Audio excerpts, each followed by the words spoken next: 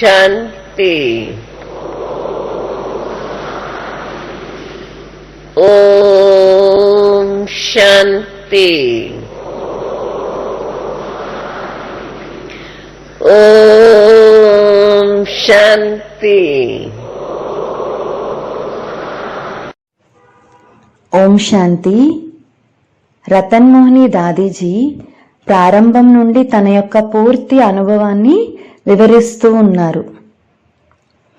నా పేరు బ్రహ్మకుమారి రతన్ మోహిని. లౌకికంలో శరీరం పేరు లక్ష్మి. బాబా వారిగా అయ్యాక బాబా రతన్ మోహిని అనే పేరు పెట్టారు. ఎక్కువ మందికి రతన్ మోహిని అనే పేరు తెలుసు. యజ్ఞ స్థాపన అయినప్పటి నుండే నేను ఈ మార్గంలో ఉన్నాను. చిన్నప్పుడే వచ్చేశాను. నా చిన్నప్పుడు మా అమ్మ వచ్చారు. అమ్మతో నేను ఒకసారి సత్సంగానికి వచ్చాను. సత్సంగంలోకి నేను వచ్చినప్పుడు అందరూ ఓం ధ్వని చేస్తున్నారు. ఆ శాంతి వాతావరణంలో నేను శాంత స్థితిలో కూర్చున్నాను. సత్సంగం పూర్తి అయినా కూడా నాకు తెలియలేదు. అలా గంటన్నర నేను శాంత స్థితిలోనే ఉన్నాను. అశరీరీ స్థితిలోనే ఉన్నాను. స్వీట్ సైలెన్స్ అనుభవం అయింది. బాల్యంలో కదా నాకు ఏ రకమైనటువంటి దుఃఖము లేదు, బాధ లేదు. లౌకికంలో ఉన్నతమైనటువంటి కులంలో జన్మించాను. అమ్మ శ్రీకృష్ణుణ్ణి బాగా ఆరాధించేది. పరివారంలో అందరూ భక్తి భావాలతో ఉండేవారు. చిన్నప్పుడు నేను భక్తి చేసేటువంటి దానిని. సత్సంగంలోకి వచ్చాక చాలా ఆనందం కలిగింది. ఆ సమయంలో బాబా కాశ్మీర్కి వెళ్లారు. కొంతకాలం గడిచాక బాబా కాశ్మీర్ నుండి వచ్చారు. బాబాని చూడగానే నేను ఈ పరివారానికి చెందిన దాన్ని, వీరు నాకు తండ్రి అనిపించింది. చిన్నప్పుడు నాకు సెలవు దొరకలేదు. చిన్నప్పుడు చదువుపైన శ్రద్ధ ఉండేది. ఇక్కడే చదువుకోవాలి అని అనిపించింది. ఆ టైంలో బాబా పిల్లల కోసం స్కూల్ని ప్రారంభించారు. ఆ స్కూల్లో హిందీ, ఇంగ్లీష్ని నేర్పించేవారు. మిగతావన్నీ జ్ఞానం యొక్క లెసన్స్ ఉండేవి. రాసుకోవటం, చదవటము ఇవన్నీ హిందీ, ఇంగ్లీష్లో నేర్పించేవారు. ఇది స్కూల్. ఆ స్కూల్కి బదులు ఈ స్కూల్లో చదువుకుంటాం అనేసరికి తొందరగా ఇంటి నుండి సెలవు లభించింది. చదువులో ఇంట్రెస్ట్ ఉన్న కారణంగా చాలా ఇంట్రెస్ట్గా చదువుకునేదాన్ని. ఇక్కడ 3 క్లాసెస్ ఉన్నాయి. ఒకటి చిన్నపిల్లల కోసం, రెండవది మధ్య వయసున్న పిల్లలకి, మూడవది పెద్ద పిల్లలకి. ప్రారంభంలోనే నన్ను పెద్ద క్లాస్లో కూర్చోపెట్టారు. ఎందుకంటే చదువు పట్ల ఇంట్రెస్ట్ ఉండేది. అలా ఈ చదువు కారణంగా వచ్చి జ్ఞానాన్ని మంచిగా అర్థం చేసుకున్నాను. బాబా జ్ఞానాన్ని వినేటప్పుడు చాలా గొప్ప జ్ఞానం అనిపించేది. ఈ జ్ఞానాన్ని పరమాత్ముడు తప్ప ఇంకెవ్వరూ ఇవ్వలేరు అని అనిపించింది. బాబా ఎదురుగా వచ్చినప్పుడు బాబాని సాధారణ రూపంలో చూసేవారమే కాదు, ఎక్కువగా బాబా విష్ణు రూపంలో కనిపించేవారు. బాబా తండ్రిలాగా అనుభవం అయ్యేటువంటి వారు. కాబట్టి బుద్ధియోగం బాబాతో సహజంగా జోడింపబడింది. ఒకవైపు చదువు పైన శ్రద్ధ మరియు జ్ఞానం పట్ల ఇంట్రెస్ట్ ఉన్న కారణంగా విన్న విషయాలను ఇంటికి వెళ్లే వరకు చింతన చేసేవారిమి. ఇదే ఉన్నతమైన జీవితము అని అనిపించేది. చిన్నపిల్లలం, కానీ జ్ఞానం గొప్పది కాబట్టి చిన్నపిల్లలం అనిపించేది కాదు. బాబా యొక్క ఉన్నతమైనటువంటి విషయాలను విని మేమంత గొప్ప జీవితం కలవారిమి అనిపించేది. కొంతకాలం అయ్యాక బాబాతో హైదరాబాద్ నుండి కరాచీకి వెళ్ళాం. అప్పటి నుండి బాబాతో పాటే ఉన్నాము. ఈ చదువులోనే పూర్తి జీవితాన్ని గడిపాము. ఆ టైంలో మేము సెల్ఫ్ స్టడీ చేసేవారిమి.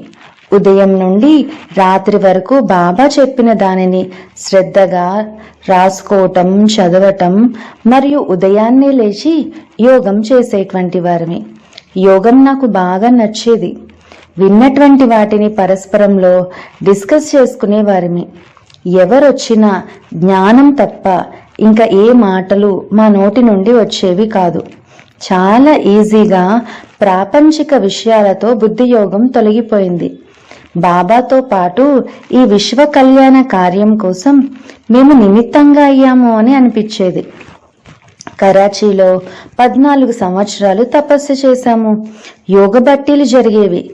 బాబా శివశక్తులు అని చెప్పినప్పుడు యోగ బట్టీలో కూర్చున్నప్పుడు శివబాబా మమ్మల్ని శక్తి స్వరూపులుగా తీర్చిదిద్దినట్టు అనిపించేది. ఆ శక్తుల అనుభవం అయ్యేది. 14 సంవత్సరాల తర్వాత ఓకాకి చేరుకున్నాం. అక్కడి నుండి వచ్చేటప్పుడు అక్కడ గవర్నమెంట్ వారికి మేము వెళ్ళిపోవడం ఇష్టపడలేదు. ఎందుకంటే వారు మమ్మల్ని దేవదూతలు అని అనుకునేవారు. ఆ టైంలో ముస్లిమ్స్ రాజ్యం ఉంది. కరాచీలో అల్లా బక్షు గారు మినిస్టర్గా ఉన్నారు. ఆయన బాబాని డైరెక్ట్గా కలిసేటువంటి వారు. బాబా ఆయనని తీసుకుని మా క్లాసులు జరిగే చోటకు వచ్చేవారు. అక్కడ జరిగేవన్నీ చూసి ఆయన చక్కగా ప్రభావితమయ్యారు. అప్పుడు ఇండియా పాకిస్తాన్గా చీలిపోయినా మా పట్ల ఆయన భావన వీరు దేవదూతలు అని, వీరు భగవంతుణ్ణి విశ్వసించేవారు అని, మరియు విశ్వ కళ్యాణ కార్యం చేస్తున్నారు అని ఉండేది. తర్వాత పాకిస్తాన్ని వదిలి భారతదేశానికి వచ్చేటప్పుడు స్టీమర్ రావటము ఆలస్యమైంది. మా ప్రోగ్రాం అయితే ఓకా ఓడరేవుకి స్టీమర్ చేరగానే అక్కడ ఉన్న ఓకాలోని జనులకు అందరికీ భగవంతుడి సందేశాన్ని ఇవ్వాలి. అక్కడ ఆ పెద్ద సభలో ప్రసంగించిన తర్వాత రైలు ఎక్కి మౌంట్ ఆబుకు చేరుకోవాలి. కానీ స్టీమర్ ఓకాకి రావడం లేట్ అయిన కారణంగా మా ప్రోగ్రాం జరగలేదు. కానీ మేము ట్రైన్ ఎక్కి ఆబుకి వచ్చేసాము. ఆబు వచ్చాక ఒక్కసారిగా సముద్ర వాతావరణం నుండి పర్వతాల మీదకి రావటం వల్ల అందరికీ ఆరోగ్య సమస్యలు వచ్చాయి. కానీ కొన్నాళ్ళకి అందరూ కుదుట పడ్డారు. ఆబుకి వచ్చాక క్లాస్ తర్వాత మేమందరం కాలినడకన అటు ఇటు వెళ్లేవాళ్ళం. ఎక్కడైనా ఏకాంత ప్రదేశంలో కూర్చుని యోగం చేసేవాళ్ళం. అప్పుడప్పుడు బాబా క్లాస్ చేయించేవారు. ఇలా కొంతకాలం గడిచిన తర్వాత మాకు అనేక వైపుల నుండి ఆహ్వానాలు అందటం మొదలైంది. మీరు ఇక్కడికి వచ్చి మీరు పొందిందేదో మాకు కూడా తెలియచేయండి అని అడిగేవారు. మొట్టమొదట కొంతమంది సోదరులు ఢిల్లీ వెళ్లారు. ఆ తర్వాత కొంతమంది లక్నో వెళ్లారు. కొంతమంది బాంబే వెళ్లారు. బ్రుజ్కోటిలో ఉన్నప్పుడు మేముండే స్థానం నుండి బండారాకు వెళ్లే దారిలో మేమైతే చూడలేదు, కానీ రాత్రిపూట ఒక పాము వచ్చి ఉండేది. మమ్మల్ని అయితే ఎప్పుడు ఏం చేయలేదు, కానీ తెల్లవారిగానే వెళ్ళిపోయేది. కొంతమంది చూసిన వాళ్ళు చెప్పేవాళ్ళు అది మీకు కాపలాగా ఉంటుంది అని. కానీ ఎప్పుడూ మమ్మల్ని ఆ పాము ఇబ్బంది పెట్టలేదు.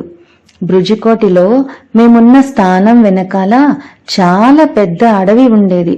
అక్కడ మేము రాత్రిపూట పులుల గాండ్రింపులు వినేవారిమి. కానీ ఎప్పుడు ఎలాంటి దుర్ఘటన జరగలేదు. మా మీద ఏ జంతువు దాడి చేయలేదు. ఆ గాండ్రింపులు విన్నప్పటికీ భగవంతుడు మాకు తోడుగా ఉన్నాడు కాబట్టి అప్పుడు భయం వేసేది కాదు. మేం బాబాతో పాటు వెళ్లి ఎత్తైన శిఖరాల పైన కూర్చునేటువంటి వారిమి. అప్పుడు మేము అనంతంలో కూర్చుని ఉన్న భావన కలిగేది. దానివల్ల మేము అనంతమైన యజమానులము అన్న అనుభూతి కలిగేది. అనంతమైన విశ్వానికి తండ్రి మా తోడుండి ఈ అనంతమైన విశ్వాన్ని మాకు అనుభవం చేయిస్తున్నారు అని అనుభూతి కలిగేది. ఇలా బేహద్దులో ఉండి తపస్సు యోగం చేయడం బాగా నచ్చేది. మేము బ్రుజికోటిలో 1950 నుండి 1954 వరకు ఉన్నాం. ఇలా 1950 వదిలి 1951 నుండి 1954 వరకు రోజు కాలినడకన వెళ్లేవాళ్ళం. బాబా అయితే తోడుండేవాళ్ళు. ఈ 4 ఏళ్లలో మేము ఎక్కని ఎత్తైన శిఖరం ఏదీ లేదు. అక్కడి నుండి అచల్ గర్కి కూడా మేము కాలినడకనే వెళ్లేవాళ్ళం. ఒకసారైతే మౌంట్ ఆబు నుండి ఆబు రోడ్డు వరకు నడుస్తూ వెళ్ళాం. అక్కడ చాలా మంది గుమిగూడి ఉన్నారు. అప్పుడు వారిని సంబోధిస్తూ బాబా జ్ఞానం చెప్పారు. మేము కూడా వారికి పరమాత్మ పరిచయాన్ని ఇచ్చాం. బ్రుజ్కోటి నుండి వేర్వేరు ప్రదేశాలకు సేవ కోసం బయలుదేరినప్పుడు హరిద్వార్లో ఒక సమ్మేళనం జరిగింది. అక్కడికి రమ్మని మాకు ఆహ్వానం అందింది. అక్కడికి వెళ్ళి మేం ప్రసంగించినప్పుడు మేం చెప్పిన జ్ఞానం వారికి ఎంతో నచ్చింది. కొంతకాలం గడిచిన తర్వాత మాకు జపాన్ నుండి ఆహ్వానం వచ్చింది. అప్పుడే మొదటిసారి బాబా మమ్మల్ని విదేశాలకు పంపడం జరిగింది. మాకైతే ప్రపంచం గురించి అంతగా తెలియదు, ఎందుకంటే మేము యజ్ఞంలోనే ఉండేవారమే, అక్కడే తపస్సు చేసుకునేవారం. మొదటిసారి జపాన్ నుండి ఆహ్వానం వచ్చినప్పుడు బాబా నన్ను ఇంకో అక్కయ్యని పంపించారు. మేం చిన్నవారిమే అయినా భగవంతుడు మమ్మల్ని పంపుతున్నాడు అని, భగవంతుడు పంపుతున్నాడు అంటే తప్పకుండా ఏదో సేవ ఉండి ఉంటుంది అని భావించటం వలన ఎవరిని చూసినా కొత్తగా అనిపించేది కాదు. మా బుద్ధిలో కూడా బాబా మాతో ఏ సేవైనా చేయించుకుంటారు అని అనిపించేది. అక్కడికి వెళ్ళాక మాకు ప్రపంచం కొత్తగా అనిపించింది. వాళ్ళ దుస్తులు, వేష భాషలు మాకు కొత్తగా అనిపించాయి. ఫిలిప్పీన్ల నుంచి ఒక గ్రూప్ వచ్చింది.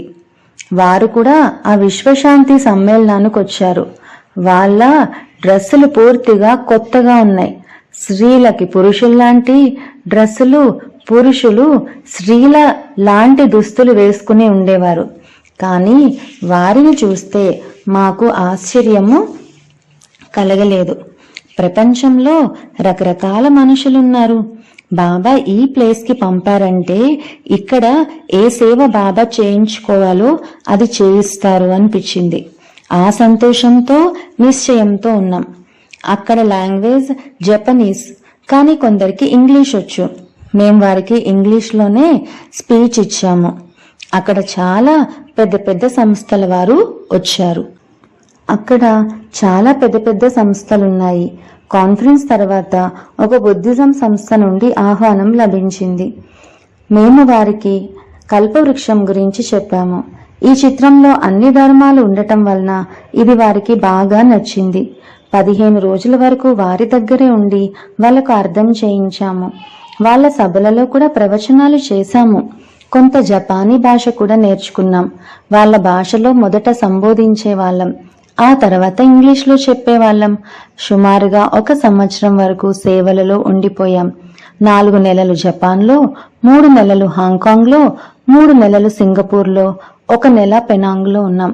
1 సంవత్సరం అంటే 16 అక్టోబర్ జపాన్ వెళ్ళి మరలా 17 సెప్టెంబర్ భారతదేశానికి చేరుకున్నాం. జపాన్లో ఒక విశిష్టమైన సేవ జరిగింది.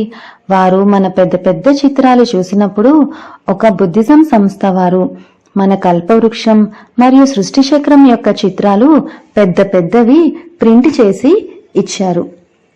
మేము ఇంత దూరం వచ్చాము, బాబా మమ్మల్ని సేవ కోసమే పంపించారు కాబట్టి మేము చక్కగా సేవ చేసి జనాలకు సందేశం అందించి ఒక ఫలితం వచ్చాకే వెళ్ళాలి అని లక్ష్యం పెట్టుకున్నాం. ఇదే లక్ష్యంతో అక్కడ సేవ చేశాం. హాంకాంగ్, సింగపూర్లో చాలా మంది సింధీలు ఉండేవారు. వారితో కూడా పరిచయాలు జరిగాయి. దీని ద్వారా ఒక విశిష్టమైన సేవ జరిగింది. మా లౌకిక పరివారం వారు, సింధీ కమ్యూనిటీ వారు ఈ జ్ఞానాన్ని అంగీకరించకపోయేవారు. కానీ మేము జపాన్ వెళ్ళాము, అక్కడ చక్కగా సేవలు చేశాము అని తెలిసినప్పటి నుండి వారిపైన కూడా మంచి ప్రభావం పడింది. జపాన్, హాంకాంగ్, సింగపూర్లో ఉండే సింధీ వారు కూడా మమ్మల్ని ఆహ్వానించేవారు. మేము చెప్పిన జ్ఞానం అర్థం చేసుకోవడానికి ప్రయత్నం చేసేవారు. తర్వాత మేము చెబుతూ ఉన్న జ్ఞానాన్ని వింటూ వింటూ వారికి కూడా అర్థమైంది, వీరందరూ అంటే మన మాతలు కన్యలే, వీరు ఇంట్లోనే ఉండి ఇంత తపస్సు చేశారు, ఇంత ఉన్నతమైన జ్ఞానాన్ని పొందారు అని. అందరూ వీరు చెప్పే జ్ఞానాన్ని చక్కగా వింటున్నారు, కానీ మేమే పొందలేకపోయామో అనుకున్నారు. జపాన్ నుండి మేము సింగపూర్కి వచ్చాము. సింగపూర్లో గుజరాతీ కమ్యూనిటీ వారు ఎక్కువగా ఉండేవారు. అక్కడ ఒక అన్నయ్య కాంతిలాల్ షా గారు తమ ఇంటికి మమ్మల్ని ఆహ్వానించారు. 15 రోజులు అక్కడే ఉండి అందరికీ సేవ చేశాం. అన్నయ్య గారి ఇంట్లో ఉన్నప్పుడు మేము తెల్లవారుజామున 3:30కి లేచి 4 గంటల నుండి 5 గంటల వరకు యోగం చేసేవాళ్ళం. అప్పుడు అన్నయ్య కూడా మాతో యోగం చేసేవారు. తర్వాత మేము చెప్పే జ్ఞానం శ్రద్ధగా వినేవారు. ఆయనకి కూడా అర్థమైంది ఈశ్వరీయ జ్ఞానము జీవితాన్ని శ్రేష్టంగా చేస్తుంది అని. ఆ తర్వాత ఆయన వారి కమ్యూనిటీలో ఉన్న వారితో మాట్లాడారు. అప్పుడు గుజరాత్ ప్రెసిడెంట్ సెక్రటరీ 15 రోజుల కోసం మమ్మల్ని తమ వద్దకు ఆహ్వానించారు. అలా ముగ్గురి దగ్గరికి మేము వెళ్ళి జ్ఞానాన్ని అర్థం చేయించాము. తర్వాత కూడా వారితో సంపర్కం అలానే ఉంది. యజ్ఞం నుండి వచ్చే ఉత్తర ప్రత్యుత్తరాలతో ఇంకా చక్కగా జ్ఞానాన్ని అర్థం చేసుకున్నారు. ఈ విధంగా 1 సంవత్సరం అంతా మేము ఫారిన్ టూర్లోనే ఉన్నాం. తర్వాత భారతదేశానికి వచ్చాము. భారతదేశం వచ్చిన తర్వాత చిత్రకూట్లో ఒక సాధు సమ్మేళనం జరుగుతూ ఉంది. ఆ తర్వాత ఆయన వారి కమ్యూనిటీలో ఉన్న వారితో మాట్లాడారు. అప్పుడు గుజరాతీ ప్రెసిడెంట్ సెక్రటరీ 15 రోజుల కోసం మమ్మల్ని తమ దగ్గరికి ఆహ్వానించారు. అలా ముగ్గురి దగ్గర మేము ఉండి వారికి జ్ఞానాన్ని అర్థం చేయించాము. తర్వాత కూడా వారితో సంపర్కం అలానే ఉంది. యజ్ఞం నుండి వచ్చే ఉత్తర ప్రత్యుత్తరాలతో ఇంకా చక్కగా జ్ఞానాన్ని అర్థం చేసుకున్నారు. ఈ విధంగా 1 సంవత్సరం అంతా మేము ఫారిన్ టూర్లోనే ఉన్నాము. తర్వాత భారతదేశానికి వచ్చాము. భారతదేశంలో అప్పుడు చిత్రకూట్లో ఒక సాధు సమ్మేళనం ఏర్పాటైంది. అప్పుడే సాధు సమ్మేళనం యొక్క ఆహ్వానం కూడా లభించింది. మేము బాంబే చేరుకోగానే ఆ ఆహ్వానాన్ని బాబా మాకు పంపించారు. ఈ సమ్మేళనానికి వెళ్ళాలి అని బాబా చెప్పారు. మేమిద్దరము అంటే నేను, ప్రకాష్ మణి దాది, ఒక అన్నయ్య ఆనంద్ కిషోర్ దాదా కలిసి చిత్రకూట్లో ఆ సాధువుల సమ్మేళనానికి వెళ్ళాము. అక్కడి నుండి వచ్చిన తర్వాత మన సెంటర్లకు, ఆ రోజుల్లో ఉన్న సెంటర్లు లక్నో, కాన్పూర్, ఢిల్లీ, అమృత్సర్ వెళ్ళి అటు నుంచి మళ్ళీ ఆబూకి వచ్చేసాము. ప్రస్తుతం నేను హెడ్ క్వార్టర్లో మౌంట్ ఆబూలో ఉంటున్నాను. ఇక్కడ ఎక్కువగా టీచర్స్ ట్రైనింగ్, కుమారీలకి ట్రైనింగ్ ఇచ్చి టీచర్లుగా తీర్చిదిద్దటం, సెంటర్లో ఉండే యోగ్యులుగా చేయటం, దాంతోపాటు రాజస్థాన్లో ఉన్న సెంటర్స్ అన్నిటి యొక్క బాధ్యత నా పైన ఉంది. యజ్ఞంలో ఉండే అన్ని సెంటర్స్కి సర్టిఫికేట్ ఇచ్చే బాధ్యత కూడా ఉంది.